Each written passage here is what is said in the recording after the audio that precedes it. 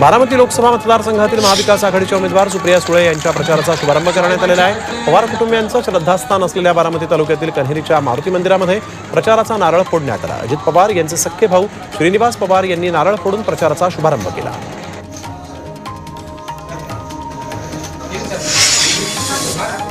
धाराशिवमधून महायुतीच्या उमेदवार अर्चना पाटील यांनी उमेदवारी अर्ज दाखल केला आहे। मंत्री तानाजी सावंत, संजय बनसोडे हे उपस्थित होते। नाराजी नाट्य संपल्यानंतर तानाजी सावंत हे अर्चना पाटील यांचा उमेदवारी अर्ज भरण्यासाठी हजर झाले होते।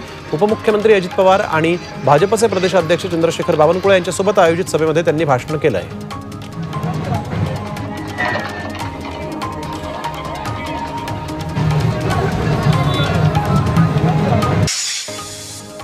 गडचिरोलीमध्ये मतदान प्रक्रिया झाल्यानंतरही या ठिकाणी कडक बंदोबस्त राहणार आहे। यासाठी पोलीस विभागाकडूनही सर्व प्रकारचं नियोजन करण्यात आलं आहे। जवळपास 40 जवान या ठिकाणी आणखीन काही दिवस तैनात असणार आहेत। अमृत नोनी गॅस्ट्रिन, अपचन, ऍसिडिटी, गॅस्ट्रबल ह्यापैकी तुम्हाला कुठलाही गॅस्ट्रिक प्रॉब्लेम झाला, उपाय एकच, अमृत नोनी गॅस्ट्रिन।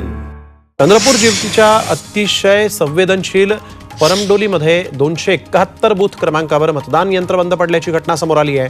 मात्र वेळीच तंत्रसहाय्यक आल्यानं 15 मिनिटात ती सुरूही झाली। मात्र या घटनेनं काही काळ या ठिकाणी मतदान कर्मचाऱ्यांची चांगलीच तारंबळ उडाली।